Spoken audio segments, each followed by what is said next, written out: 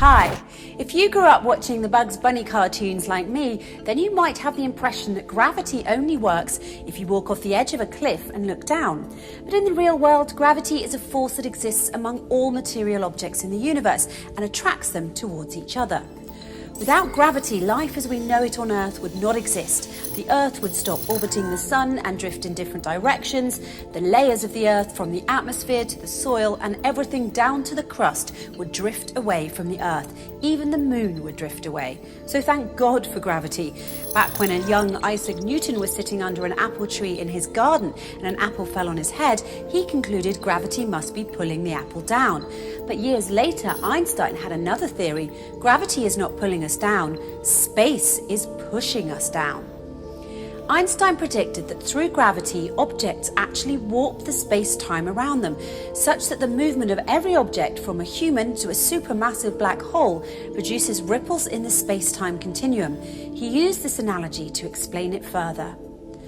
Just as a boat sailing through the ocean produces waves in the water, ripples, moving masses like stars or black holes produce gravitational waves, ripples in the fabric of space-time.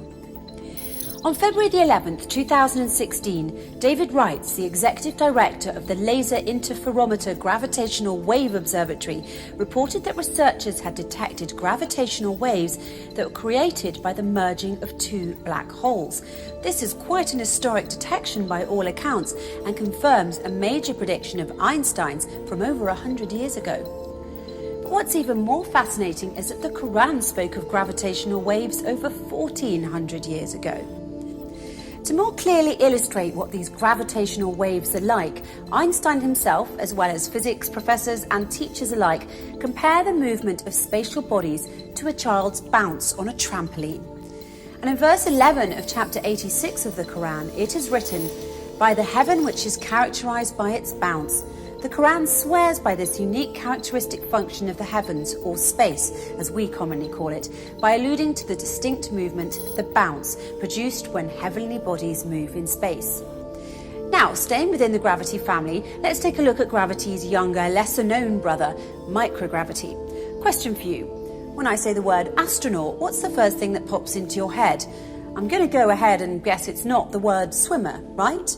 Because astronauts fly up into space the exact opposite direction from diving into the ocean. But did you know that astronauts have to be really good swimmers? Why do astronauts need to know how to swim so well? Because according to NASA, floating in space is a lot like floating in water. So much so that NASA has built a massive pool, 10 times larger than an Olympic-sized one, so their astronauts can train for spacewalks by going for a swim. The pool is called the Neutral Buoyancy Laboratory, and it simulates the conditions found in the weightlessness of space. The underground laboratory contains 6.2 million gallons of water and is used by astronauts decked out in their full spacesuits to carry out the tasks they'll be expected to perform in space. With the assistance of scuba divers, astronauts train 7 hours in the pool for every 1 hour they'll spend on a spacewalk. Interesting. There's no water on space, and yet NASA trains their astronauts for spacewalks in the world's largest swimming pool. You know what else is interesting? The Quran linked space with water as well, when it said, "And it is He who created the night and the day, and the sun and the moon, all in an orbit are swimming." That's right. The Quran used the word swimming to emphasize the microgravity and weightless environment of space. Now let's take a quick look at the transmission of gravitational effects. After all, if space has waves and ripples like water, then what's to keep anything in its place and stop it from just floating off? 2 words: gravitational anchors, a term coined by the physicist Robert Tootle in 2012. To understand this better, let's borrow a beautiful analogy from the physicists Thomas van Flandern and Jean-Pierre Vigier, who explain the transmission of gravitational effects by asking us to imagine a buoy floating on the surface of the sea. The buoy is connected by a chain to an anchor that is holding it in place. If the anchor is moved, the chain causes the buoy to move too. In turn, the buoy's motion sets off waves in the water.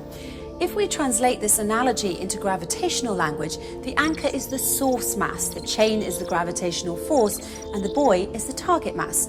The waves in the water caused by the buoy's movement and induced by the motion of the anchor travel in the water and are analogous to gravitational waves. Fortunately for planet Earth, research has shown that our Sun is the gravitational anchor of the solar system. At the same time, the black hole at the centre of nearly every galaxy, including our own, acts as a gravitational anchor for the galaxies, holding them together in space. When 1400 years ago, the Quran explained how the universe was created, it confirmed that the earth needs to be anchored by saying, "And he, God, has dropped into the earth what anchors it, lest it should shift with you." In another verse it is written, "He, God, made in the earth what anchors it from high above." It's worth mentioning that the Quran uses the verb dropped and the term from high above it in the above verses because, interestingly enough, in 2016, David Wrights proved that gravitational waves from those colliding black holes in space pass through Earth. But there are some who would use the concept of gravity to go in the other direction and argue that there is no such thing as God. In his book, A Universe from Nothing, Why There Is Something Rather Than Nothing, Lawrence Krauss says that the total amount of energy in the universe is exactly zero. This is the case because the universe's positive energy in the form of matter is cancelled out by its negative energy in the form of gravity. In other words, gravity balances matter. Therefore, the net energy of the universe is zero, meaning that the universe is essentially nothing. Krauss argues that if the universe really adds up to nothing, then why must we feel compelled to invoke God to explain its cause?